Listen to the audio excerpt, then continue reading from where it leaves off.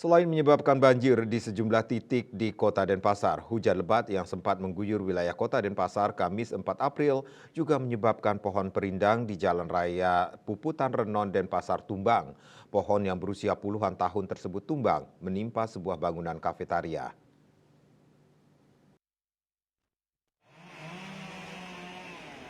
Hampir sebagian bangunan tersebut rusak tertimpa kayu. Menurut keterangan seorang satpam, Iketut Swadiase yang menyaksikan langsung musibah tersebut, pohon tumbang terjadi sekitar pukul 7.30 WITA.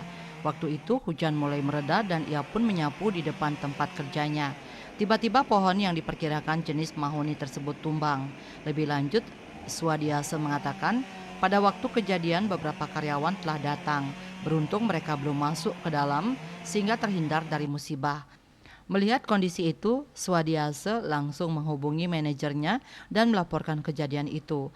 Sementara itu, pemilik kafetaria Frankie mengaku mengetahui kejadian ini dari laporan satpam yang berjaga. Ia pun datang ke lokasi untuk melihat kondisi tempat usahanya. Dari musibah ini, kerugian yang dialami sekitar 200 jutaan rupiah. Eka Adiasa, Bali Pos melaporkan.